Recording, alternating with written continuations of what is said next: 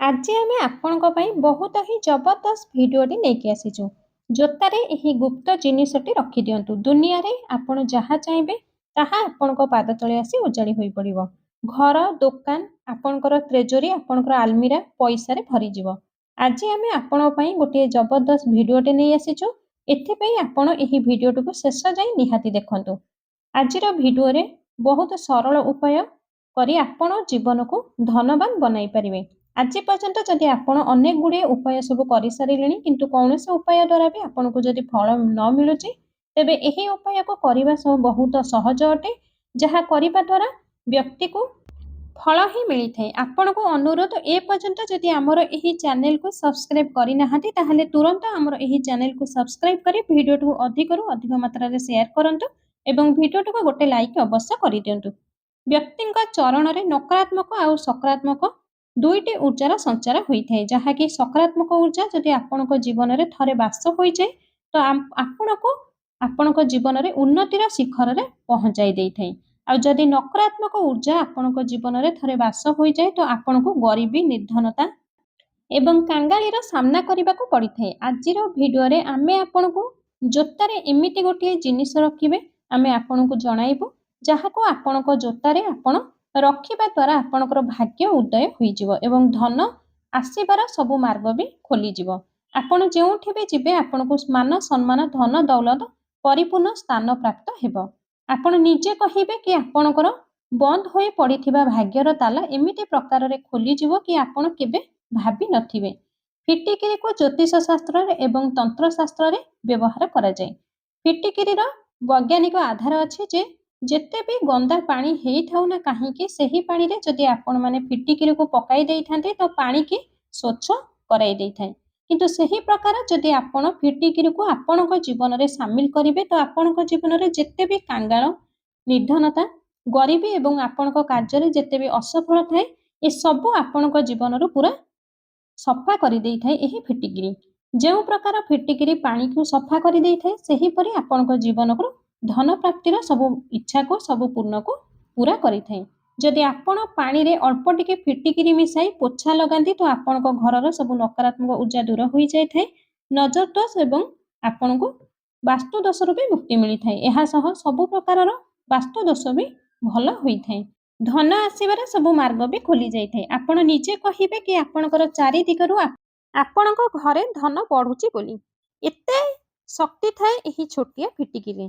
ତ ଦର୍ଶକ ବନ୍ଧୁ, ଯଦି ଆପଣ ବି ଏହି ଛୋଟିଆ ଫିଟିକିରିକୁ ଆପଣଙ୍କର ଜୋତାରେ ରଖିବେ ତ ଏହା ଆପଣଙ୍କୁ ଧନ ଆଗକୁ ପ୍ରାପ୍ତ କରିବା ପାଇଁ ବହୁତ ହିଁ ଲାଭପ୍ରାପ୍ତ ହେବ।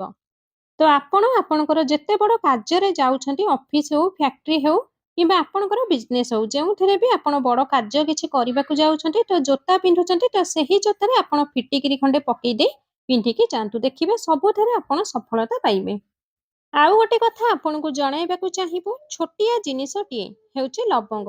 ଏହି ଲବଙ୍ଗରେ ଏତେ ଶକ୍ତି ଥାଏ ଯେ ସେଥିପାଇଁ ଆପଣ କୌଣସି ବି ପୂଜା ପାଠରେ ଲବଙ୍ଗର ପ୍ରୟୋଗ ନିହାତି କରିଥାନ୍ତି। ଯଦି ଆପଣ କୌଣସି ମୁଖ୍ୟ କାର୍ଯ୍ୟରେ ଯାଉଛନ୍ତି କିମ୍ବା ଆପଣଙ୍କର ବେପାରରେ ଯାଉଛନ୍ତି, ଚାକିରି କ୍ଷେତ୍ରକୁ ଯାଉଛନ୍ତି, ଯେଉଁଠିକି ବି ଯାଉଛନ୍ତି ତ ଜୋତା ପିନ୍ଧିକି ଯେବେ ଆପଣ ଯାଉଛନ୍ତି ସେହି ଜୋତାରେ ଦୁଇଟି ଲବଙ୍ଗର ସେହି ଜୋତାକୁ ରଖିଦେଇ ସେହି ଜୋତାକୁ ପିନ୍ଧିକି ଯାଆନ୍ତୁ। ଯେଉଁ ଲୋକ ଚାହାନ୍ତି କି ତାଙ୍କର ପଦୋନ୍ନତି ହେଉ, ଅଧିକରୁ ଅଧିକ ଧନ ପ୍ରାପ୍ତି ପାଇଁ ଯଦି ଚାହୁଁଛନ୍ତି ତ ଆପଣ ଆପଣଙ୍କ ଜୋତାରେ ଦୁଇଟି ଲବଙ୍ଗ ରଖି ଆପଣ ଯାତ୍ରା ଆରମ୍ଭ କରନ୍ତୁ। ଏମିତି ବ୍ୟକ୍ତିଙ୍କୁ ନକାରାତ୍ମକ ଶକ୍ତି କିଛି ବି ଖରାପ କରିପାରି ନାହିଁ।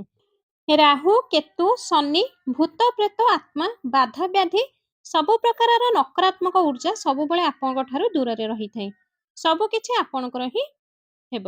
ଆପଣଙ୍କର ଜୋତାରେ ଫିଟିକିରି ଏବଂ ଲବଙ୍ଗ ଏହି ଦୁଇଟି ଜିନିଷକୁ ଆପଣ ଏକା ସାଙ୍ଗରେ ରଖିପାରିବେ ନାହିଁ। ତ ଆପଣ ଚାହିଁଲେ ଫିଟିକିରି ଏବଂ ଲବଙ୍ଗକୁ ଅଲଗା ଅଲଗା କରି ଆପଣ ଜୋତାରେ ରଖି ଯାତ୍ରା କରିପାରିବେ। ଫିଟିକିରି ଏବଂ ଲବଙ୍ଗ ଆପଣଙ୍କୁ ସବୁ ମାର୍ଗରେ ଜିତେଇଥାଏ। ନିହାତି ଭାବରେ ଏହି ଭିଡିଓଟିକୁ ଆପଣଙ୍କ ସାଙ୍ଗ ସର୍କଲ ମାନଙ୍କୁ ସେୟାର କରନ୍ତୁ, ଯାହାଫଳରେ ଅନ୍ୟମାନେ ମଧ୍ୟ ଏହି ଉପାୟକୁ ଢେର ସାରା ଲାଭ ଉଠାଇ ପାରିବେ।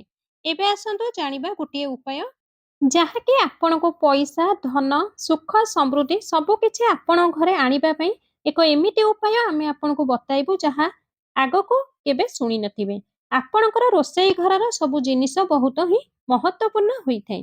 ଆଉ ସେହି ଜିନିଷ ଭିତରେ ତାୱା ଓ କଡ଼େଇ ଏହି ଦୁଇଟି ଜିନିଷ ବସ୍ତୁ ଯାହା ଉପରେ ଲକ୍ଷେ ଉପାୟ ବି ସଫଳ ହୋଇଥାଏ। କାହିଁକି ନା ତାୱା ଓ କଡ଼େଇରେ କରାଯାଉଥିବା କୌଣସି ବି ଉପାୟ ବହୁତ କିଛି ଆପଣଙ୍କ ଉପରେ କାମ କରିଥାଏ। ଆଉ ଏହି ତାୱା ଓ କଡ଼ାଇକୁ ରାତିରେ କେବେ ବି ଅଇଁଠା କରି ପକାଇ ରଖିବା ଉଚିତ ନୁହେଁ।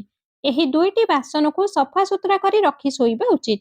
ତାୱା ଓ କଡ଼ାଇ କେବେ ବି ଉପରକୁ ମୁହଁ କରି ରଖିବା ଉଚିତ ନୁହେଁ। ସବୁବେଳେ କଡ଼େଇ ଓ ତାୱାକୁ ଏମିତି ଜାଗାରେ ରଖନ୍ତୁ ଯେପରି କୌଣସି ବ୍ୟକ୍ତିଙ୍କ ନଜର ଏହି ଦୁଇଟି ଜିନିଷ ଉପରେ ନ ପଡ଼େ।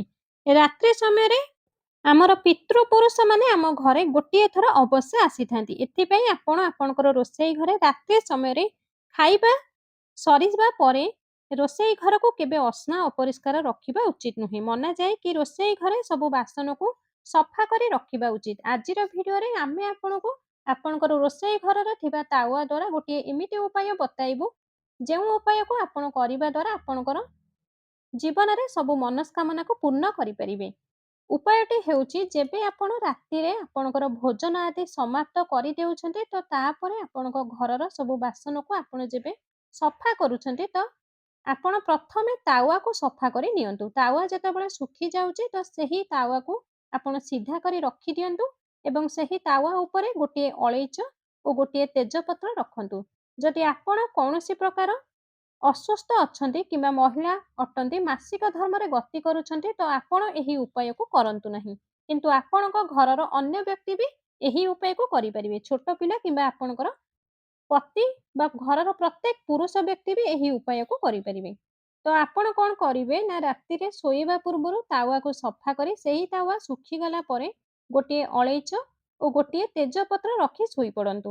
ତା ପରଦିନ ସକାଳୁ ଉଠି ସ୍ନାନ ଆଦି ସାରି ଆପଣ ସିଧା ଆପଣଙ୍କ ରୋଷେଇ ଘରକୁ ଯାଇ ମାତା ଅନ୍ନପୂର୍ଣ୍ଣାଙ୍କ ନାମରେ ଗୋଟିଏ ଦୀପଟିଏ ଅବଶ୍ୟ ଜଳାଇ ଦିଅନ୍ତୁ।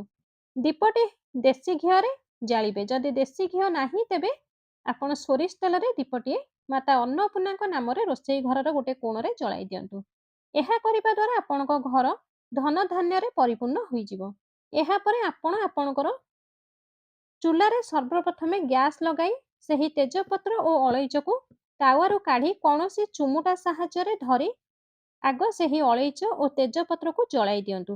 ତାପରେ ଯାଇ ଆପଣ ଚାହା କିମ୍ବା କ୍ଷୀର ବନାଇ ପାରିବେ କିମ୍ବା ବ୍ରେକଫାଷ୍ଟ ତିଆରି କରିପାରିବେ। ବାସ୍ ଏତିକି କାମ ଆପଣ ଯଦି ପ୍ରତିଦିନ କରନ୍ତି, ତ ଆପଣଙ୍କ ଘରେ ଏତେ ଧନ ଆସିବ ଯେ ଆପଣ ନିଜେ ବି ବିଶ୍ୱାସ କରିପାରିବେ ନାହିଁ। ଏତେ ଧନ ଆସିବ, ମାତା ଲକ୍ଷ୍ମୀ ଆପଣଙ୍କ ଉପରେ ପ୍ରସନ୍ନ ହୋଇଯିବେ କି ଆପଣ ଧନ ବଢ଼ିବାକୁ ଲାଗିବ। ଆଶା କରୁଛି ଭିଡ଼ିଓଟି ନିହାତି ଭାବରେ ଆପଣଙ୍କୁ ପସନ୍ଦ ଆସିଥିବ। ଯଦି ଭିଡ଼ିଓଟି ଆପଣଙ୍କୁ ପସନ୍ଦ ଆସିଥାଏ, ତେବେ ଭିଡ଼ିଓଟିକୁ ଗୋଟେ ଲାଇକ୍ କରିଦିଅନ୍ତୁ। ଚ୍ୟାନେଲରେ ଏପର୍ଯ୍ୟନ୍ତ ଯଦି ସବସ୍କ୍ରାଇବ୍ କରିନାହାନ୍ତି, ନୂଆ ଅଛନ୍ତି, ତେବେ ଏବେ ହିଁ ଚ୍ୟାନେଲକୁ ସବସ୍କ୍ରାଇବ୍ କରି ପାଖରେ ଥିବା ବେଲ୍ ଆଇକନଟିକୁ ଦବାଇ ଦିଅନ୍ତୁ। ଭିଡ଼ିଓଟିକୁ ଅଧିକରୁ ଅଧିକ ମାତ୍ରାରେ ସେୟାର କରନ୍ତୁ। କମେଣ୍ଟ ବକ୍ସରେ ଜୟ ବଜରଙ୍ଗବଲି ଅବଶ୍ୟ ଲେଖନ୍ତୁ।